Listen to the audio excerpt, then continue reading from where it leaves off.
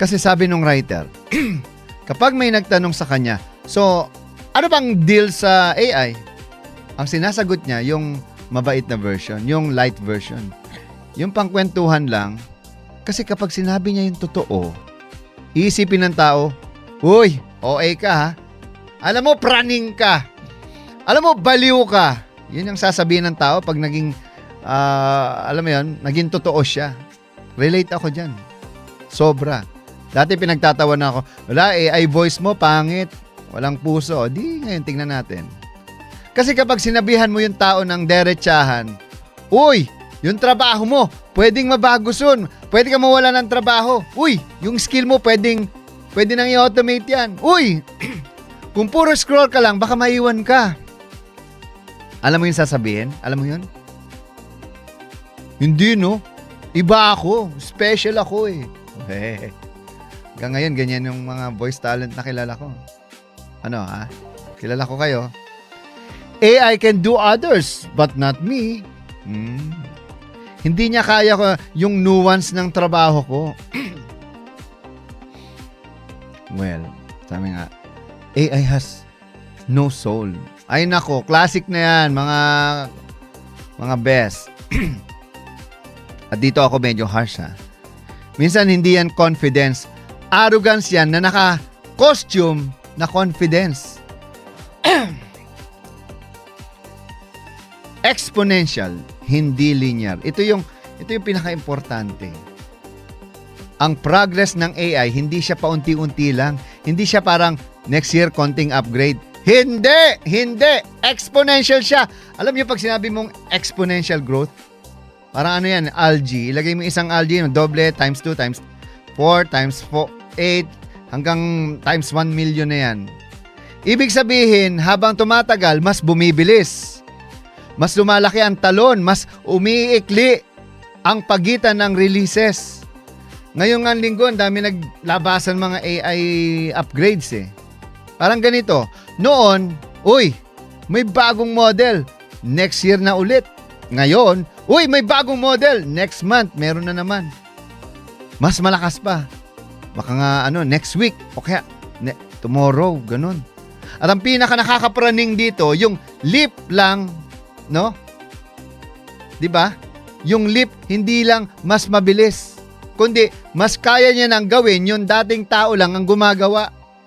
Ayun. Hay nako, alam nyo, there are sleepless nights. Ako rin. Alam mo, parang gusto mong tumutok na lang sa computer at alamin kung ano yung bago. May concept kasing binanggit. 3 sleepless nights. Kapag talagang pinilit mong intindihin ang AI, hindi yung hype kundi yung tunay na implication sa buhay mo, magkakaroon ka ng ilang gabing di ka makakatulog at di ka mapapakali. Kasi, mapapaisip ka, wait! Kung kaya nitong mag-write, mag-analyze, mag-plan, mag-summarize, mag-compute, mag-code, mag-advise, ano mangyayari sa trabaho ko? Ano mangyayari sa entry level? Ano mangyayari sa fresh grads? Nag-aral pa? Wala naman. Oy, yung inaral nyo, wala nang kwenta yan. Tandaan nyo. Mark my word. Not unless nag-doktor ka. Nakakaawa po yung mga estudyante ngayon. I'm warning you, lahat po ng mga pinag-aaralan nyo ngayon, basura na yan. Pagka-graduate nyo, ang tanong, may trabaho ba kayo? Gamit yung pinag-aralan nyo! At sa Pilipinas, idagdag mo pa. Ano mangyayari sa BPO? Ano mangyayari sa mga VA, mga virtual assistants? Ano mangyayari sa office jobs na puro emails, reports at presentation? Kaya ako sinasabi sa mga ka-AI to, sa inyo mga ka-authentic innovators, hindi pwedeng chill lang! Mapraning na kayo! Dapat aware ka at may ginagawa ka. Okay? Bakit coding ang unang tinatamaan ngayon? Kasi ayon dito sa article na to sinadya ng labs na unahin gawing magaling ang AI sa coding. Bakit? Tanong nyo, bakit? Kasi ang paggawa ng AI maraming code. So, kung AI marunong mag-code, tutulong siyang gumawa ng mas bagong AI. Gets nyo ba? Gets nyo ba? Parang ito AI helps build AI. Mas smart na AI helps build an even smarter AI. Tapos mas mabilis pa. At mas mabilis na. So yung mga tech workers, sila yung unang nakaramdam ng lindol. Hindi dahil sila ang target, kundi dahil dun unang tinutok yung laser. At ang point ng article na ito ay kung nangyayari na ito sa tech, darating yan sa ibang industriya. Unahin natin, law, finance, accounting, writing, design, customer service, medical analysis at consulting. Hindi pagdating ng panahon, kundi nagsisimula na. Okay? The real threat. Entry level ang uunahin yan. Ito yung reality na ayaw pag-usapan ng marami.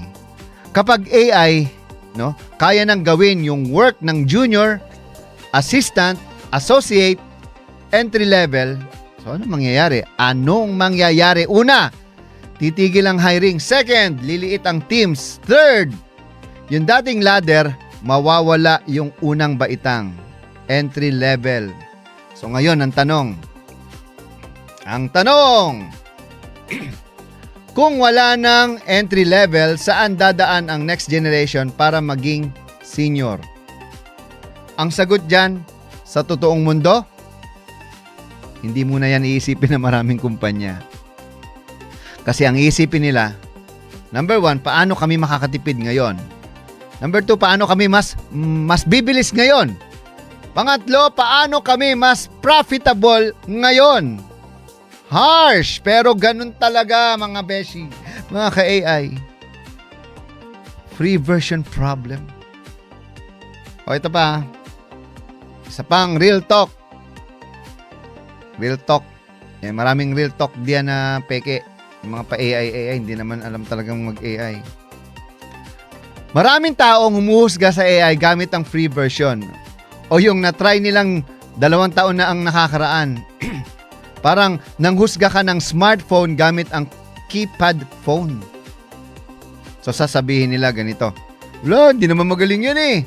Pero hindi nila alam. Hindi nila alam yung ginagamit na power users. Yung mga power users, hindi nila alam yan. Ibang klase na to. Yung mga paid, Kasi ako lahat ng gamit ko paid. At dito pumapasok yung isang mas malaking issue. May gap na ngayon sa taong may access sa strong AI tools at sa taong wala. So ang advantage mapupunta sa taong marunong gumamit, willing matuto, willing mag-experiment at hindi takot mag-upgrade ng skills. Remember, nothing on a screen is safe. Ito yung linya na tumama sa akin . Yung ang trabaho mo ay reading, writing, analyzing, deciding, communicating, at mga keyboard-based work. May malaking chance na AI ang kukuha ng part niyan. Alam nyo kasi nasa Micro 1 din ako. Kami yung gumagawa ng mga annotations at nakikita ko ang dami ng, alam mo yun, kami mismong gumagawa ang mawawalan din ng trabaho eventually. Hindi ibig sabihin, mawawala ang agad yung trabaho mo Pero ibig sabihin, mag-iiba ang value mo. At dito papasok ang bagong tanong. Hindi na ano ba yung trabaho mo, kundi ano ang kaya mong gawin na mas mataas ang value kaysa sa AI. O paano mo gagamitin ang AI para ikaw ang mas mabilis, mas magaling, mas valuable. So anong dapat gawin ng karaniwang Pilipino? Ikaw ka-AI? Ito na, practical tayo Hindi ito episode na doomsday. Hindi ito episode na takot. Itong episode na ito ay paggising at paggalaw. Okay? Here's the move. Number 1. Gamitin mo ang AI sa tunay mong trabaho. Hindi lang pang trivia, hindi lang pang anong meaning nito, hindi lang pang gawan mo ako ng caption. ipasok mo sa actual task mo. Kung teacher ka, lesson plan, quiz, rubrics, remediation plan. Kung VA ka, SOPs, email templates, client reporting, content calendar. Kung negosyante ka, pricing, promo, script, no? Customer replies, inventory messages. Kung office worker ka, reports, summaries, meeting notes, and decision options. Number 2, simulan mo sa kinakain ng oras mo. Yung paulit-ulit, yung nakakaubos ng energy, yung parang robot ka na. I-automate mo yan, i-systematize mo. O systemize mo, no? Ang goal, 1 oras mong setup ngayon kapalit ng habang buhay na bawas trabaho. At pangatlo, number 3, be early, be loud, be useful. Kung ikaw ang unang marunong sa team mo, ikaw ang magiging go-to person. And guess what?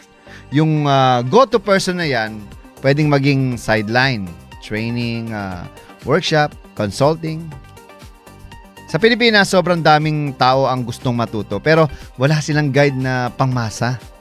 So kung ikaw maagang gumaling, may opportunity ka, katulad ko. Nagtuturo ako ng Heygen, no? Heygen ambassador ako sa Pilipinas. And even CapCut Philippines. Number 4, kung bawal AI sa company mo, alarm bells.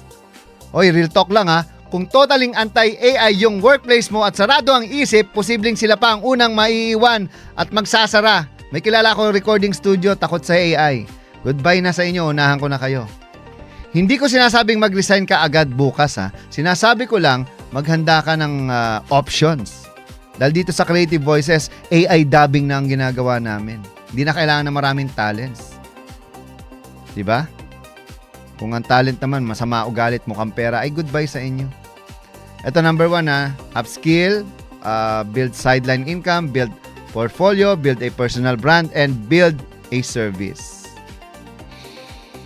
Personal brand, ayan, dyan tayo binibili ngayon. Hindi ka dapat matulog sa panahon ng pagbabago, ha, ka-AI, mga ka-AI authentic innovators. Ito yung panahon na pwedeng maging unfair. Ang tawag doon, unfair advantage. Oo. Pwedeng magulo? Oo. Pwedeng maraming industriya ang mabago? Oo. Pero, ito rin ang panahon na kung alerto ka, kung mabilis ka, kung humble ka, kung ready ka matuto, pwede kang umangat. Kasi ang AI hindi lang threat. Kung marunong ka, kakampi yan. At kung hindi ngayon, kailan? At kung hindi tayo, sino? Ako po si Pucholo de Leon Gonzalez, the voice master of the Philippines. Ayan, at ito ang AI Talks. Hanggang kita-kita tayo mamaya. Galaw-galaw, gising-gising. Kasi yes, something big is happening. See you later. Bang! At ito ang AI 101, ang inyong unang hakbang sa mas malalim na kaalaman sa mundo ng Artificial Intelligence. Great day! Ngayong araw, pag-uusapan natin ang isang mainit na issue na yumanig sa mundo ng pelikula, teknolohiya, at digital creativity. May bagong AI tool na nagdulot ng tensyon sa Hollywood. Ang pangalan nito, Seedance. At dahil dito, nagsimula ang isang banggaan sa pagitan ng malalaking film studios at ng AI developers. Hindi lang ito simpleng tech news. Isa itong laban na maaaring magbago sa future ng entertainment, trabaho, at content creation sa buong mundo. Ang Seedance ay isang AI video generator na ginawa ng kumpanyang ByteDance na siya ring may-ari ng TikTok. Ganito ito gumagana. Magta-type ka lang ng simpleng utos o prompt. Halimbawa, action scene sa rooftop na may 2 karakter na naglalaban. Sa loob ng ilang segundo, gagawa ang AI ng realistic video na may galaw, sound effects, at minsan pati dialogue. Parang may mini-film studio ka sa loob ng computer mo. Sa unang tingin, kahanga-hanga ang teknolohiya. Pero habang mas maraming tao ang gumamit nito, napansin na kaya nitong gumawa ng videos nakahawig ng eksena, karakter, o estilo ng mga sikat na pelikula at serye. At dito nagsimula ang kontrobersya. 5 malalaking studio ang nagpadala ng warning letters sa ByteDance. Kabilang dito ang Disney, Netflix, Warner Brothers, Sony, at Paramount. Ang reklamo nila ay diretso. Posibleng gumagamit ang AI ng copyrighted content sa training nito ng walang pahintulot. Sa madaling salita, kung natuto ang system mula sa mga pelikula o karakter na pagmamay-ari ng studios, maaaring paglabag iyon sa intellectual property rights. May isang studio pa nga na tumawag sa tool bilang isang high-speed piracy engine. Ibig sabihin, parang mabilis na makina raw ito ng digital piracy. Hindi lang legal rights ang problema, mas malalim pa ang kinatatakutan ng industriya. Kapag ang AI ay kayang gumawa ng video scene sa loob ng ilang segundo, ano ang mangyayari sa trabaho ng mga artista, editor, animator, camera crew, at production staff? May mga unyon sa industriya na nagsabing ang ganitong teknolohiya ay maaaring magpahina sa kakayahan ng human talent na kumita. Kaya ang laban na ito ay hindi lang kumpanya laban sa kumpanya. Isa rin itong laban ng teknolohiya laban sa kabuhayan. Naglabas ng pahayag ang ByteDance na sinasabi nilang nirerespeto nila ang intellectual property rights. Ayon sa kanila, gumagawa raw sila ng hakbang para maiwasan ang paggamit ng copyrighted material ng walang pahintulot. Pero may isang problema, wala silang ibinigay na malinaw na detalye kung paano nila ito gagawin. Kaya naman hindi pa kumbinsido ang Hollywood. Gusto nila ng konkretong aksyon, hindi pangakong salita lang.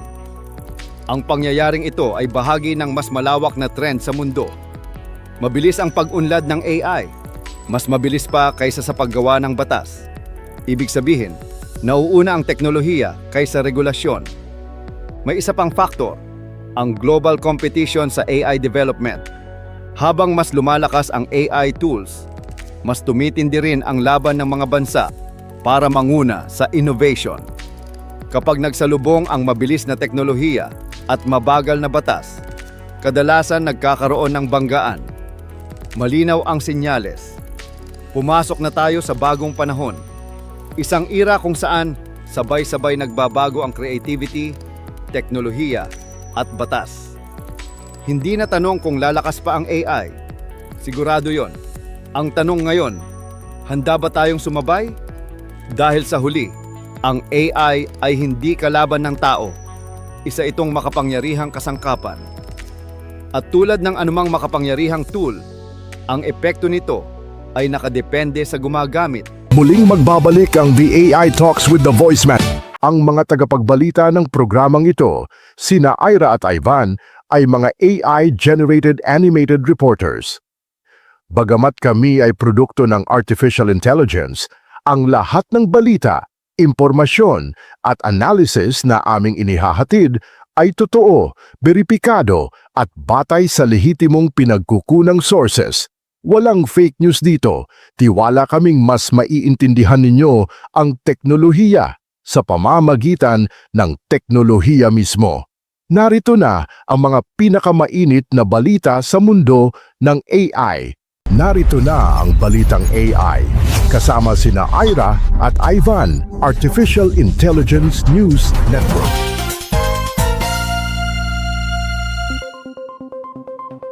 Balitang AI. Breaking news. Magandang araw mga ka-AI. Ako si Ivan, ang inyong Artificial Intelligence Voice for Analytics and News. At ito ang Balitang AI, isang napakalaking balita ang yumanig sa mundo ng Artificial Intelligence. Inilunsad ng Google ang Lyria 3, isang bagong AI system na kayang gumawa ng buong kanta na may lyrics, vocals at instruments gamit lang ang simpleng description. Hindi na ito prototype, hindi na rin ito demo. Isa na itong real-world tool na posibleng magbago sa paraan ng paggawa ng musika sa buong mundo. At ang tanong ngayon, kung dati kailangan mo ng composer, studio at budget, Paano kapag ang kanta kaya na ng AI sa loob lang ng ilang segundo? At hindi lang iyan, Ivan. Kasabay ng music breakthrough, naglabas din ang Google ng mga bagong AI system para sa real-time music generation. Automated product photoshoots para sa negosyo at design agents na kayang gumawa ng app visuals at assets mula simula hanggang matapos.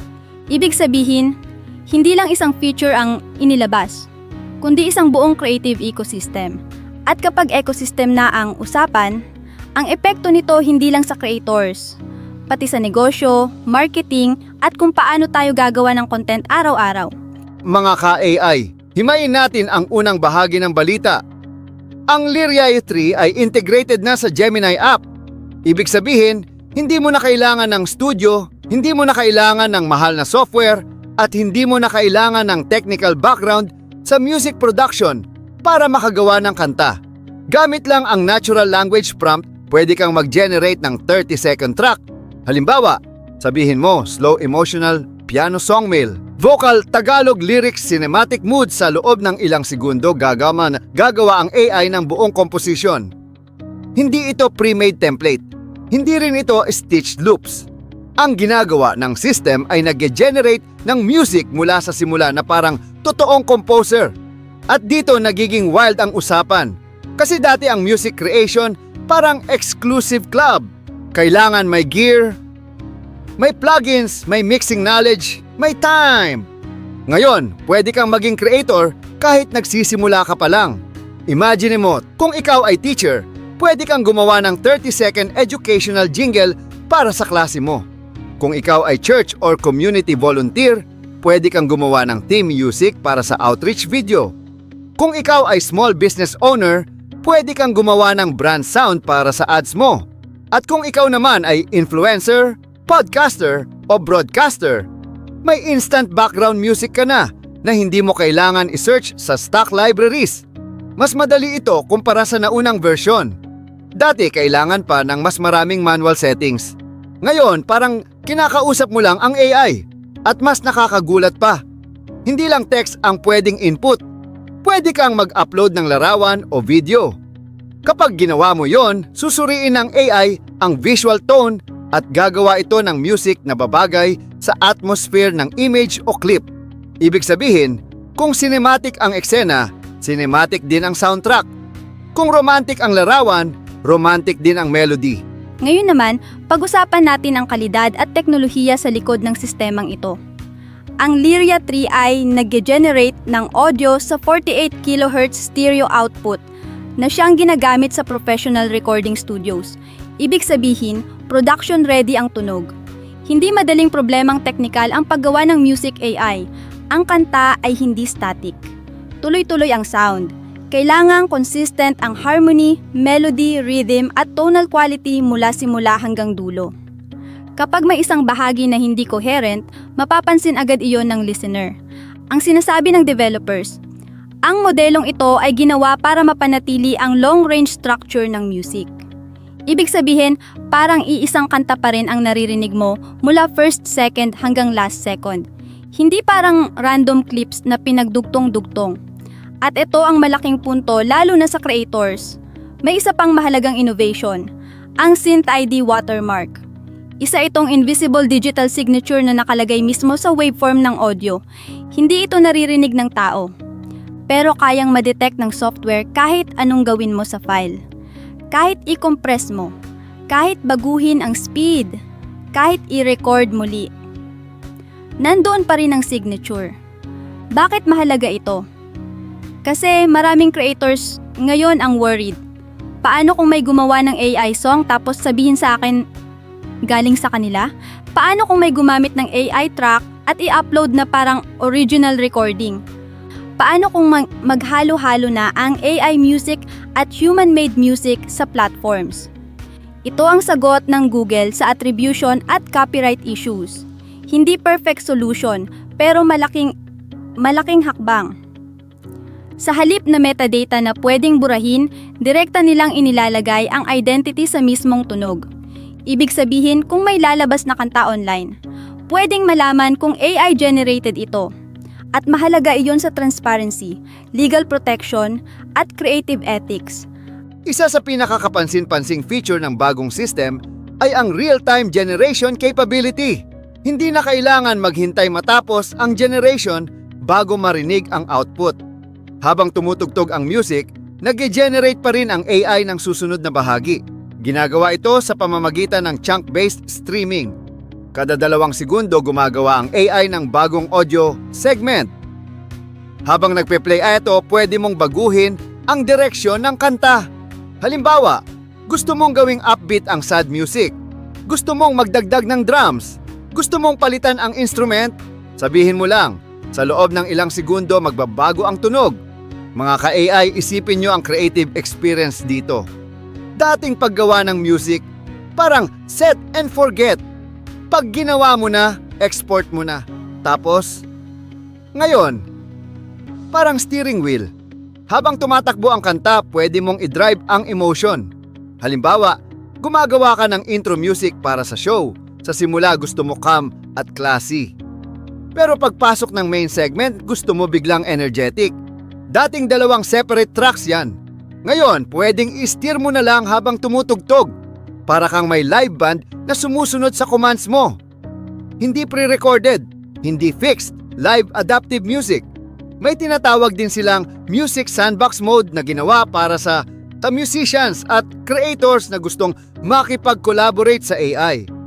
Pwede kang mag-hum ng melody o mag-play ng simpleng piano chords.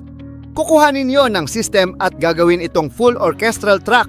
Pwede ring mag-input ng MIDI notes para makabuo ng choir vocals o instrument arrangements. Ang ibig sabihin nito, ang AI ay hindi lang generator. Isa na itong creative partner.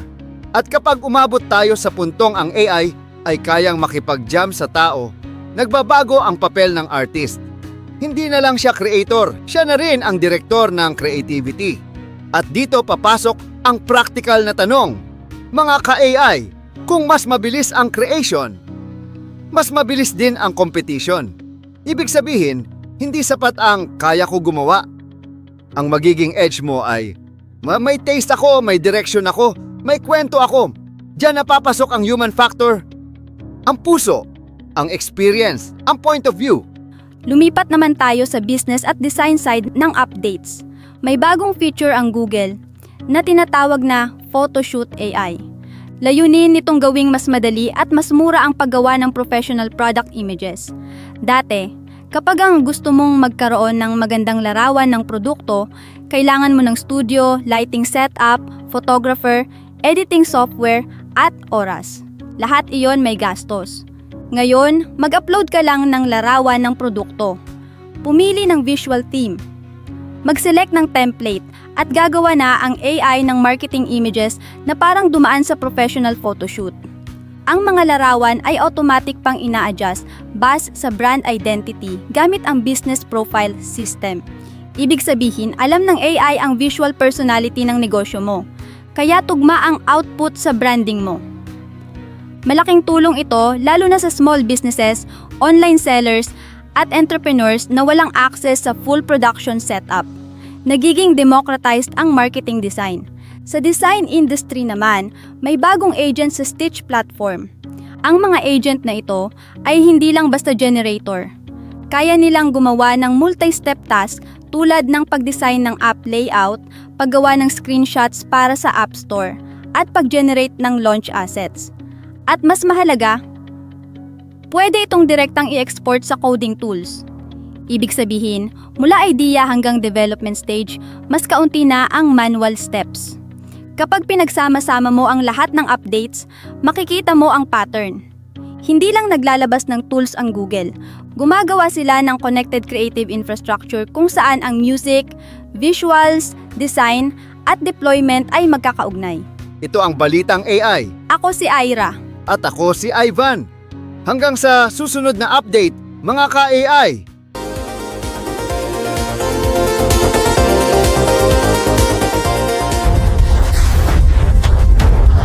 At ito ang Balitang AI, ang kauna-unahang AI News Network sa Pilipinas.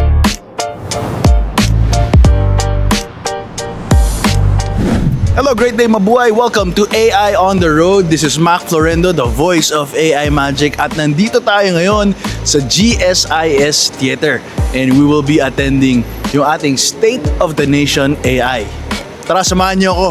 Nagtipon-tipon ang mga leader mula sa gobyerno, industriya, academe at tech sector para sa SON AI, kung saan tinalakay ang estado ng AI sa Pilipinas, mga polisiya at inobasyon nito, at kung paano ito magagamit para sa inklusibong pag-unlad at pagpapalakas ng mga MSME, edukasyon at public service. Malinaw ang mensahe ni DICT Secretary Henry R. Aguda.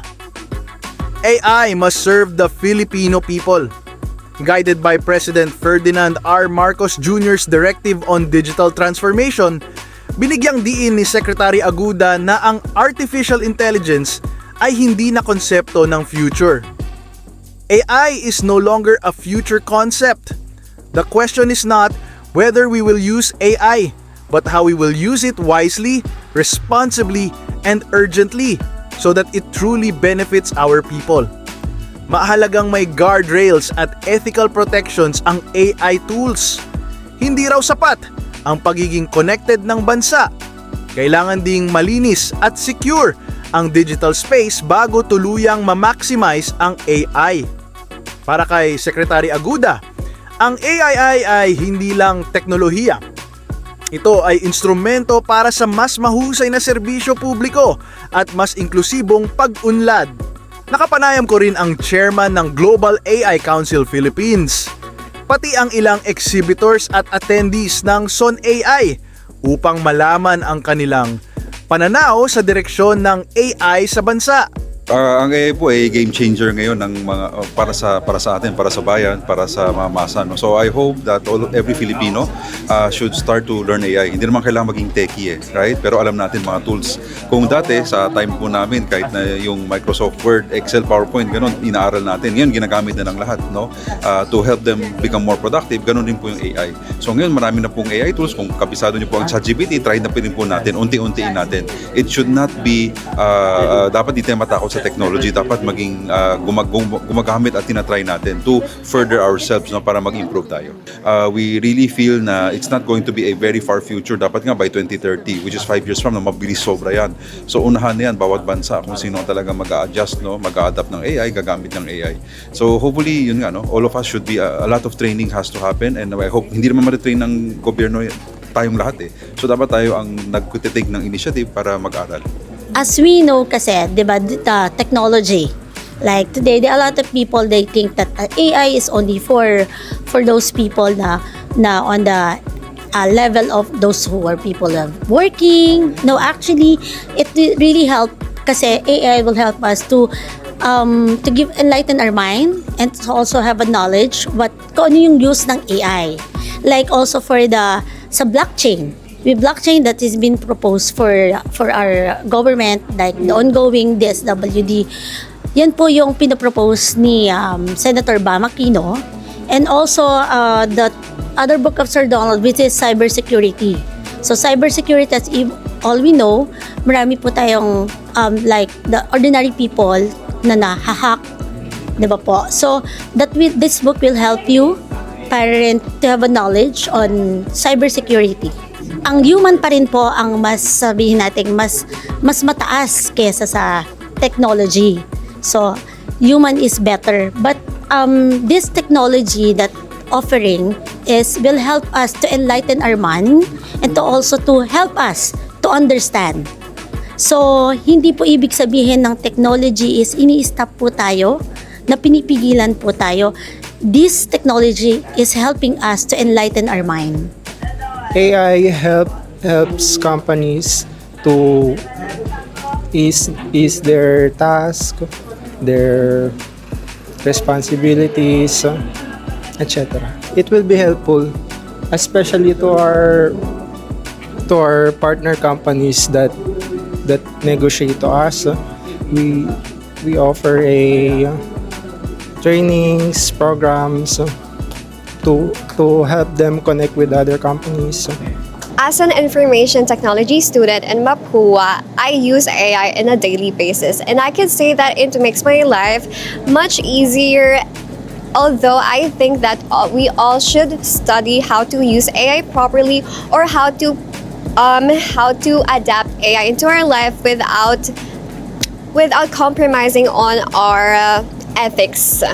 I think the most practical example for the use of AI is to help you in schoolworks, not completely creating schoolworks for you, but rather using it as a tool to assist you in bettering your outputs or helping you generate more ideas that you can use. So I personally think that AI is the future. So I think that everyone eventually in the future would use AI. So I think that researching or looking up just a simple Google search would help you in obtaining knowledge about AI, even just a little bit, since I think that AI is the future. Well, the AI is very, the technology of AI is very fast moving. So because in the Philippines, what we do is we promote digital transformation. So in every businesses, AI is very important in terms of their, in their services, maybe for their clients or customers, and of course for their partners and community as well. So May mga nakausap na ba kayo na medyo may hindrance or di pa ready for AI? And ano yung reaction nila? Ano yung feedback niyo? yes, we do. No, we have talked to them, and but some at first, no, they are very hesitant to talk about AI and digital transformation. But upon discussing thoroughly or deeply to them and discuss about the importance and maybe the pros and cons of AI, eventually they will be open to the discussion. Well, yeah, for the Filipinos na are not yet open, but wanted to explore or to learn more about AI. So these are the institutions, or these are the people or conveners or advocates of AI that we can help you guys about the discussion, about the education, about what is the importance of AI in our everyday lives. So we're really trying to simplify blockchain for everyone, not just blockchain, AI, cybersecurity. We're really explaining it bit by bit, block by block, as we say. We give a lot of use cases for blockchain for people to easily understand kung ano siya, how it works, and how it will benefit the country. The government agencies right now are working hand in hand with the private sectors to really improve government systems and improve the daily life of every ordinary Filipinos. Simple lang. Wala namang masamang magtanong. Tama. Walang masamang mag-attend ng kung ano-anong event about sa AI. Yes. And eventually, it will be beneficial for everybody. Whether you participate or not, Yes. you will benefit from it. Hindi mo mararamdaman, pero Right doon now, tayo papunta yeah. Di ba? A lot of AI systems are free to use. Oh yes. ChatGPT, Yes. Grammarly, every AI solutions that can improve our lives, our work, our careers, di ba? Yeah. For me personally, I use ChatGPT. Yes. Not just that, I also use Gemini, Yeah. Copilot in helping me create my presentations. So yun pa lang, it saves you a lot of time, and it really parang mas binibigyan kanya ng chance to nagamitin yung oras mo in something else na mas importante sa'yo. Could be Yeah. family time, could be me time lang. Yun, yung ganun. So simply try it out. Again, there are free tools out there. Subukan nyo, malay nyo magustuhan nyo. Tapos gusto nyo pang matuto, may mga premium din yan. Yeah. Attend more events like this. And sabi nga ni Sir, if you're able to tawag dito, parang ma-manage mo or ma-benefit mo or fully utilize mo, mas ma-enjoy mo yung buhay mo, mas secure ka. Yes. Mas nagagawa mo yung gusto mo. So, Tama. Sir, thank you. Thank you. Thank you so much. I hope marami kayong natutunan sa episode na to. Kung meron kayong mga questions, suggestions, kung may mga AI events kayo o mga products na kailangan naming malaman, sabihan nyo lang kami. Please comment them below or i-message nyo ang AI on the Road at ang AI Talks with the Voice Master.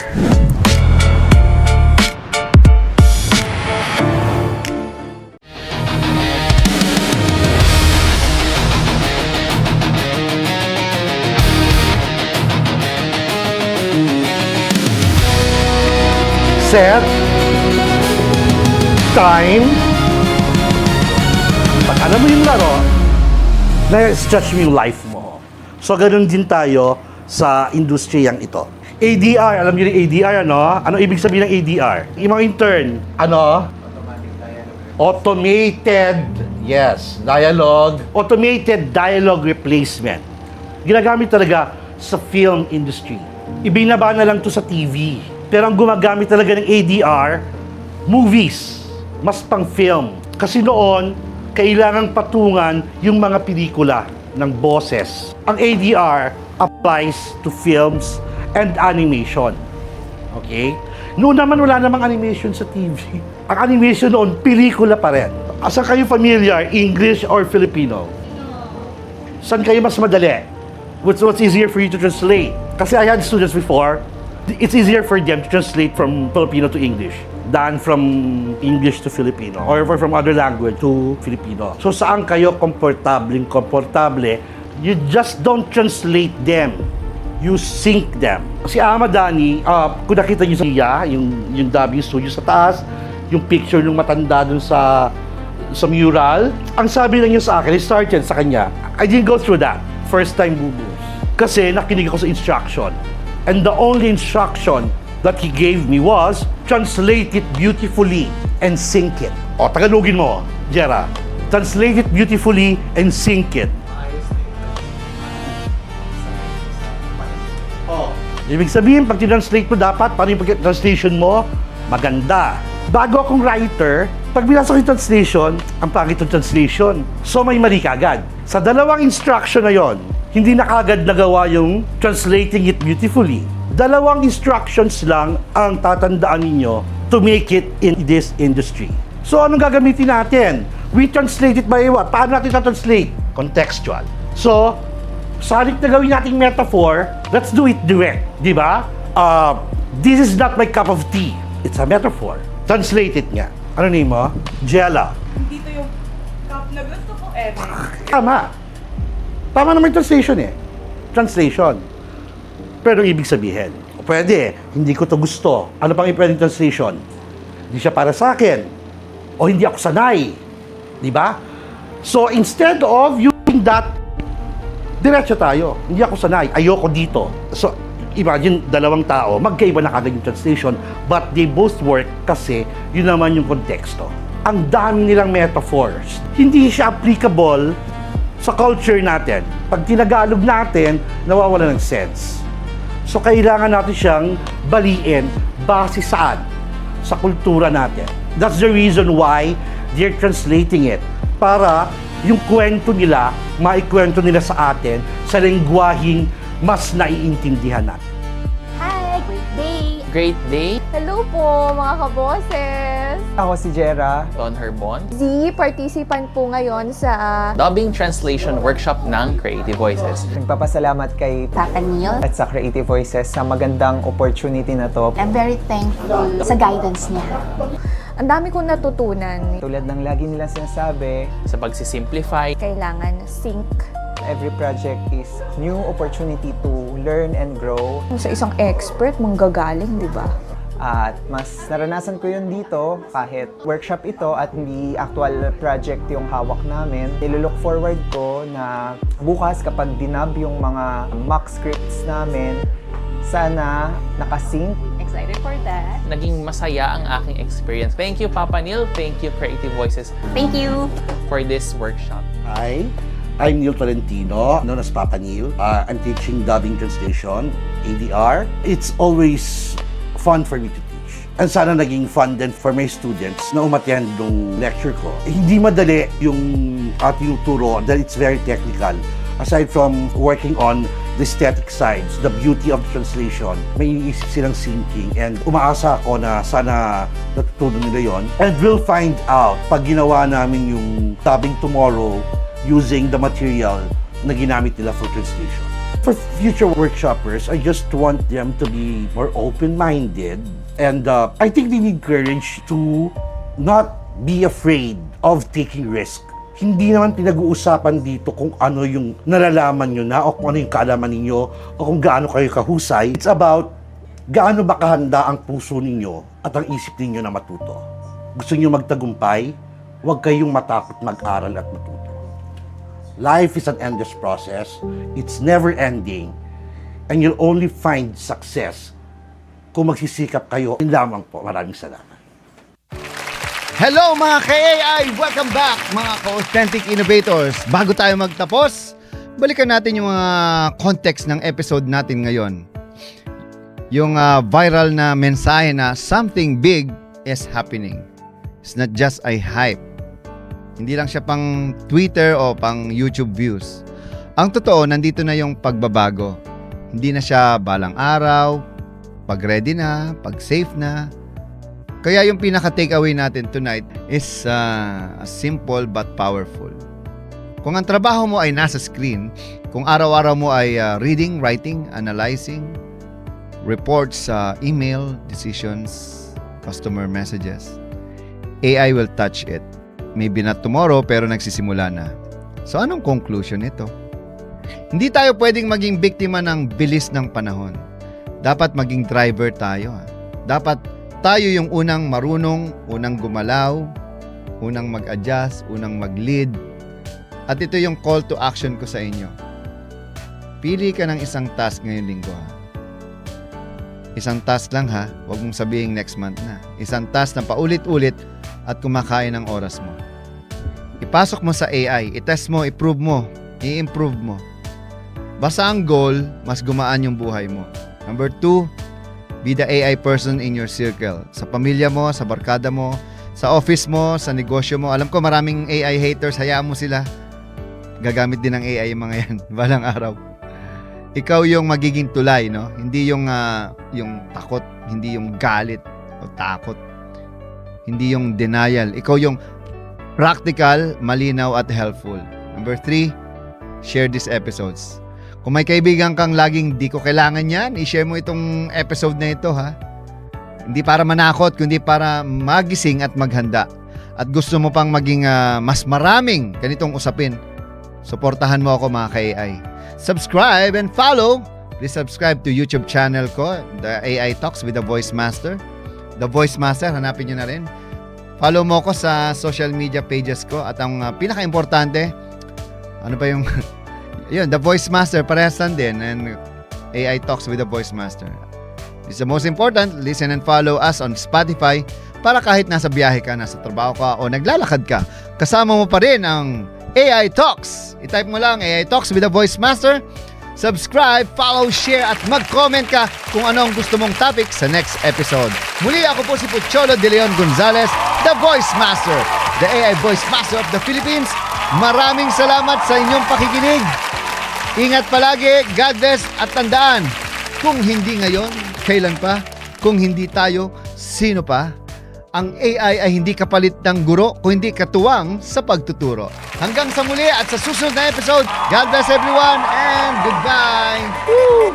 Yes! AI para sa masa! Woohoo! AI Talks with the Voice Bye! Master!